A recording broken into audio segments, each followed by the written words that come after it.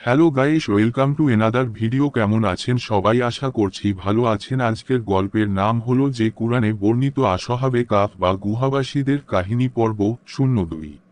অন্যজন বললেন, আমার মনে হয় পূর্ণ একদিন আমরা নিদ্রিত ছিলাম, কারণ যে ধরনের ক্ষুধা ও পিপাসা আমরা অনুভব করছি তাতে তাই মনে হয়। তৃতীয়জন বললেন, সকালে ঘুমিয়েছি, এই দেখো সূর্য এখনো ডুবে যায়নি। আমার মনে হয় একটি দিবসের কেদাংশই আমরা নিদ্রায় অতিক্রম করেছি।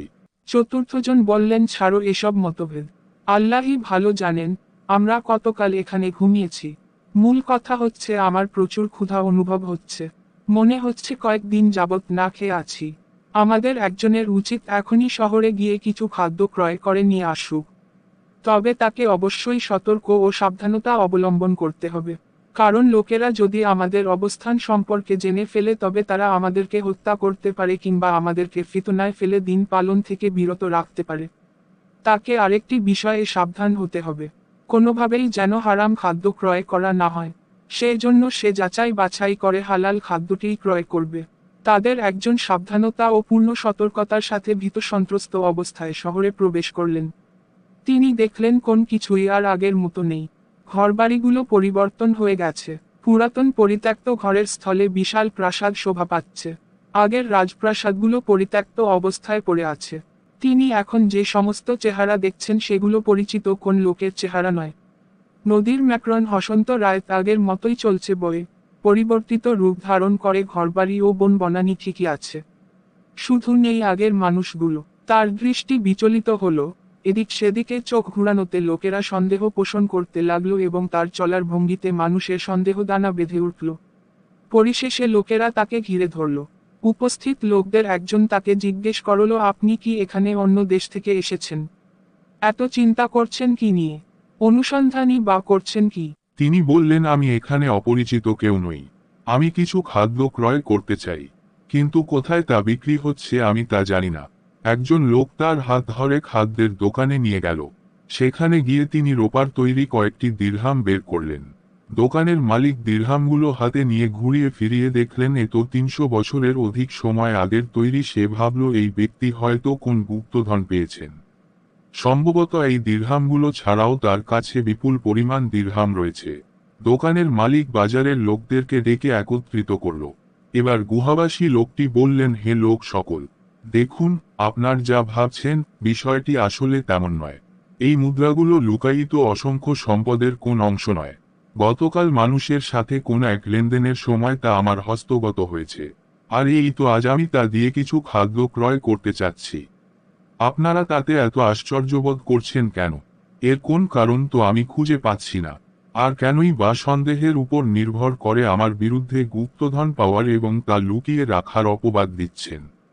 এই কথা বলে তাদের ব্যাপারটি মানুষের কাছে প্রকাশিত হয়ে যাওয়ার ভয়ে তিনি স্থান ত্যাগ করতে চাইলেন, কিন্তু লোকেরা কিছুতেই তাকে ছেড়ে দিতে রাজি হল না। ভিড় ভেঙে দিয়ে কিছু লোক একাকী তার সাথে নম্র ভাষায় কথা বলতে লাগল।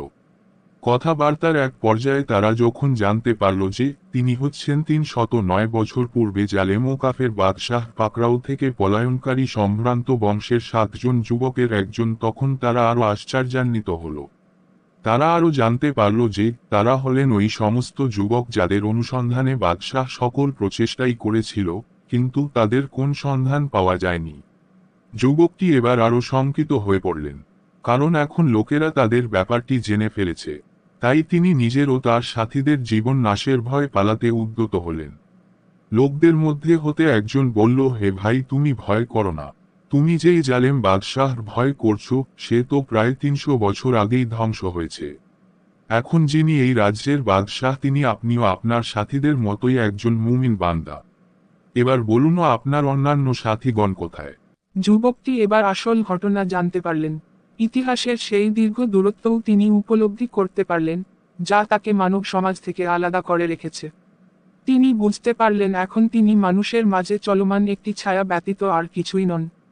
এরপর তিনি লোকদের উদ্দেশ্যে বললেন, আমাকে গুহার অভ্যন্তরে বন্ধুদের কাছে যেতে দাও। আমি তাদেরকে আমার ও আপনাদের অবস্থা সম্পর্কে সংবাদ দেব। তারা দীর্ঘক্ষণ যাবৎ আমার অপেক্ষায় আছেন। আমার আশঙ্কা হচ্ছে তারা আমার ব্যাপারে চিন্তিত আছেন। তখনকার বাদশাহ তাদের খবরটি জেনে ফেললেন। তিনি গুহাবাসীদের সাথে সাক্ষাৎ করার জন্য ব্যাকুল হয়ে উঠলেন এবং দ্রুত গুহার দিকে চলে আসলেন। তিনি তাদেরকে উজ্জ্বল চেহারায় জীবিত অবস্থায় দেখতে পেলেন। তাদের সাথে মুসাফাহা ও আলিঙ্গন করলেন। তিনি তাদেরকে রাজপ্রাসাদে আহ্বান জানালেন এবং তথায় স্থায়ীভাবে বসবাসের আমন্ত্রণ জানালেন। তারা সাফ জানিয়ে দিলেন, নতুনভাবে জীবন যাপনে আমাদের কোনো আগ্রহ নেই।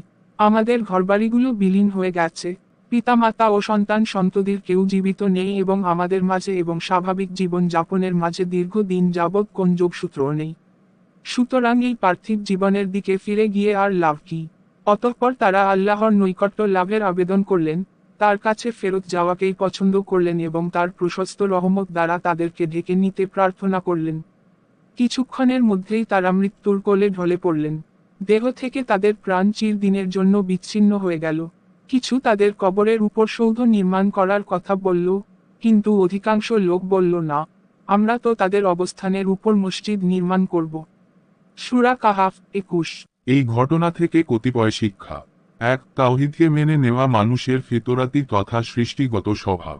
অর্থাৎ কোন মানুষকে যদি তার সহজাত ধর্মের উপর ছেড়ে দেয়া হয় এবং বাইরের কোন গোমরাহ ব্যক্তি বা গোষ্ঠী তাকে বিভ্রান্ত না করে, তাহলে সে আল্লাহর একাত্মবাদের ঘোষণা দিবে, তারই ইবাদত করবে এবং তার ইবাদতে অন্য কিছুকে শরিক করবে না। যেমনটি হয়েছিল এই ঘটনায় বর্ণিত যুবকদের ক্ষেত্রে। 2. পৃথিবীতে তাওহীদ প্রতিষ্ঠায় যুবকদের ভূমিকা খুবই গুরুত্বপূর্ণ। 3. মূর্তি পূজা, আউলিয়াদের পূজা এবং শিরকের পক্ষে কোন দলিল নেই। 4. প্রয়োজনে সত্য গোপন করা যায় আছে, কিন্তু তা সকল সময়ের জন্য নয়।